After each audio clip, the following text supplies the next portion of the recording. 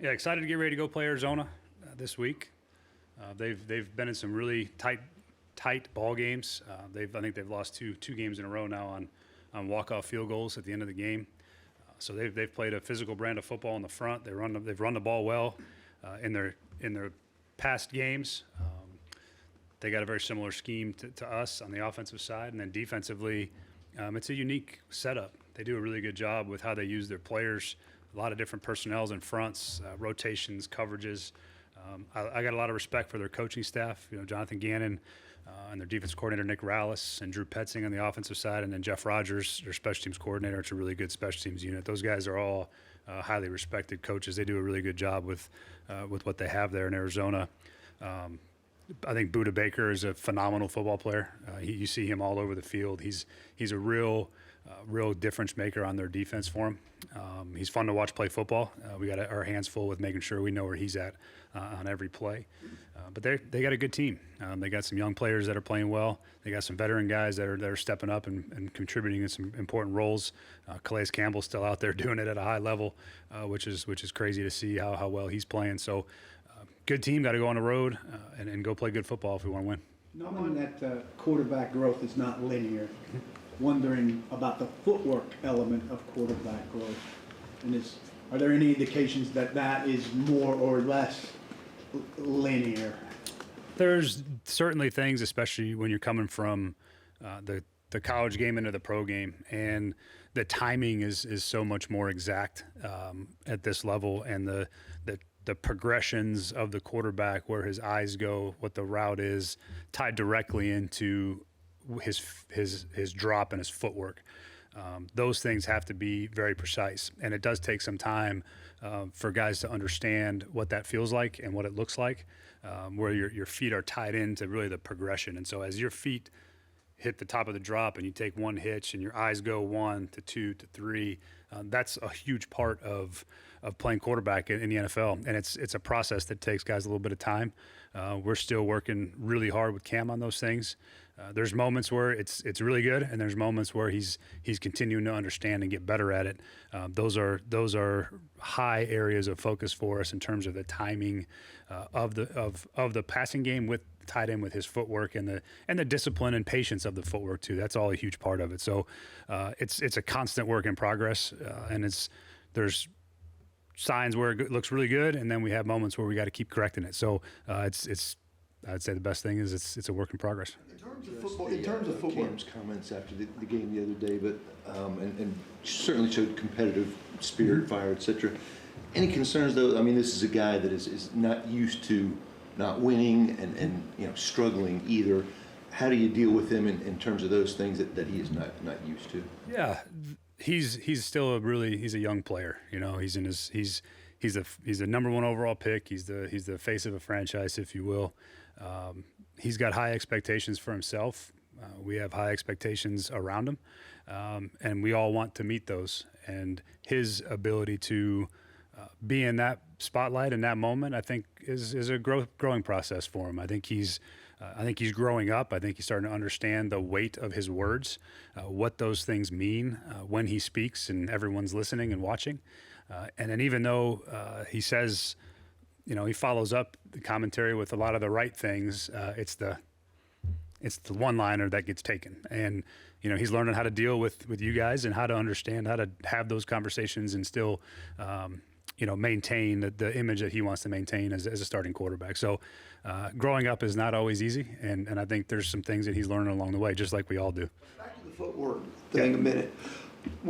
As guys, from a young age go through as much coaching and tutoring and, playing as they have, and they advance to this level, shouldn't footwork be an issue that most guys are past? Oh, no, they're never past it. There's guys that are in years into their career that are still working on those things.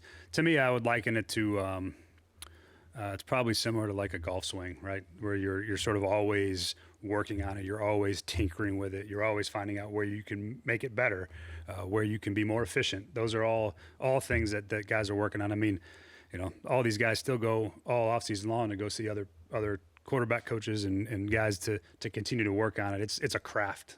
is the best way to put it.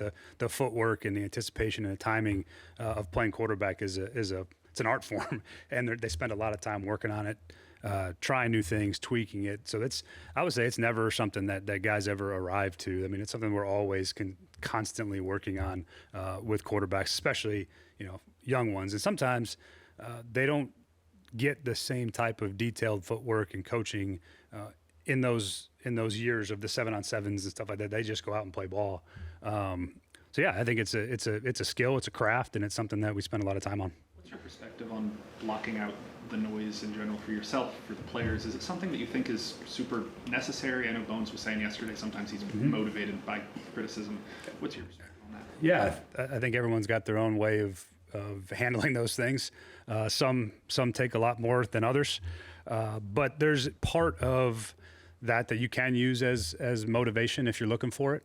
There's definitely ways that it can inspire you in some way, shape, or form. I generally take the stance that most things on social media and Twitter are generally poison. And I try to stay away from it as much as possible personally. I know, but our players are of the age and the generation of guys that have just grown up with phones and social media. So they see things, they understand that criticism comes with this job, good or bad. And you have to learn how to deal with both of those things, especially when things go well too. You got to deal with the praise part of it. They're both equally dangerous. And so usually my best advice in my own personal practice is I tend to not engage in as little of it as possible. No offense to you guys. I know you got to get Tajay back and back on the 53-man first, but when he is back and healthy, what does that look like with him and Tony moving forward? What do you want to look like as far as distribution of carries, play time, and all of that? Yeah, I think putting a number on it or a finite statement on it at the moment until we know where he's at and how type of shape he's in and game shape. He hadn't played in a month. And he hasn't played yet this year except for the preseason game that he played in. So we're going to see where he's at, see how much he can handle from a conditioning and load standpoint. But certainly would like to have him involved. I mean, the way he was practicing in training camp was really exciting. We were very much looking forward to seeing how he could help us on offense. He brings an explosive element that and a change of pace that is going to be good for us. So hoping to get him involved as quickly as possible and as much as he can handle. Outside looking in, it seems like RPO is not something you guys are using as much. How much thought do you have on increasing that, knowing that that's one of the things that Cam did so well in college? Yeah, we've dabbled in it. There's some things. The RPO game can be hit or miss at this level. There's some really good looks at it occasionally, and then there's some not great looks at it. Defenses have gotten pretty good at finding ways to make it challenging. So yeah, there are things that we just keep probing and we keep working on, and we keep finding where they might fit for us. Like I said, we've done some. We've done some run option things, not necessarily RPOs. Kind of two different, pre-snap alerts versus actually like reading defenders. We've done a little bit of it, and we keep growing with it. We have plenty of it in the arsenal. We've worked it a bunch in training camp. Just depends on who you're playing and what kind of style and structure you face. Has he lobbied to you at all to increase that? Not anything out of the normal flow of conversation. Yeah, nothing out of the ordinary, no. You want to develop him in a drop-back fashion, and a lot of offense has to happen out of that. His best stuff obviously has happened way off script. Sure. How do you kind of find stuff that feels off script to build for him that's actually, I think, You're off. I think one of the things you saw, maybe from the Indy game in certain points is, and some of the stuff we've done over the years, like some of the boot game and movement game is very similar, where you're getting outside of the pocket and you're moving off the launch point, and there's guys moving across the field. That first drive in Houston, same sort of thing happened. We're running a movement play, and they kind of cover the initial part of it, and Alec breaks across the field, and Cam's got time and makes a big throw off schedule. Those are the things you can interject and give to him that feel a little bit like that.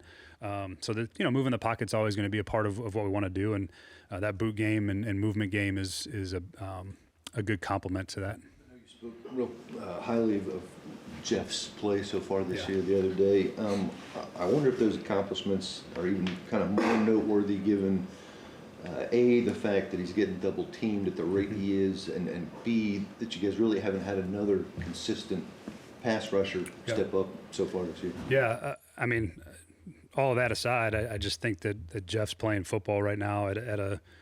I'd be hard pressed, and I watch enough around the league. I'd be hard pressed to find anybody on the interior defensive line playing as well as he is right now. It's been really fun to watch him play football. He's been impactful in every way, shape, or form on the defensive line. I think he's playing football at about as high a level as you can play, and the hope is that inspires those guys that are with them to try to match that. And I think they did. They played a lot better. I mean, we're getting better in that spot. I think we're using guys the right way. We're mixing in some of the pressure spots where we can help, alleviate some of those, just one-on-ones where we can try to send more guys to the quarterback. But those guys got to do their part too. That's all a part of the process, and keep finding ways to get them in the right matchups. But there's nobody, again, hard pressed to find anybody playing better football around the league than Jeff is. Weight loss has much to do with it? I think that's probably a better question for him on how he feels. But you see his explosiveness. I mean, that sack that he had, the speed that he got off the ball and beat the center really before he had even a chance to put his hands up. There's probably something to that. I think he probably could elaborate more on how he feels, though. Where's your confidence in Joey at right now, and kind of what was the motivation for the kicker tryouts yesterday? That stuff is kind of normal flow of operations, just front office guys doing their homework on what's out there. Again, always, just like I always say for us, we're always evaluating everything. And so that's just a part of the normal procedure. We have workouts every Tuesday. We always have guys in at all positions, even positions that maybe we don't think we need, but you're always taking a look at what's available should you need something. So it's more just doing your homework and making sure you know what's available. But my confidence in Joey is sky high. I think, and I even talked to him in the locker room before we came out after halftime, and I was like, hey, you know what kind of game it's going to be. We're coming right back to you. And he knows that. He's been fantastic for us. Those, kickers miss field goals occasionally. It just, unfortunately, missed 2 in a game. And the long ones are what they are. Those are more shots than they are necessarily anticipating 100% makes on those. But I believe wholeheartedly in Joey, and he's been fantastic for us as a teammate. I'll send him right out there again, kick it again. Denard and Denard and Bones yesterday talked about maybe the importance of simplifying things schematically to get guys to whatever it is, think less, act more, get back to basics to try to, especially on offense, wondering what you guys can do to jumpstart a unit that hasn't been good enough. Yeah, that's all a part of the process when you're trying to evaluate on why do we not perform the way that we think we can? Why are we not producing at a rate that we should be? You always go back and look at yourself first. We all do that. I do the same thing. Is how do we best put our players in position to be successful? And sometimes the answer is do more, and sometimes the answer is do less. And I think our guys have done a great job of reflecting and understanding and trying to figure out what is the best thing for this version of our football team, this 2025 team. And every year, every team is different. And sometimes the things you think are going to be good going in to a season aren't as good as maybe you had anticipated.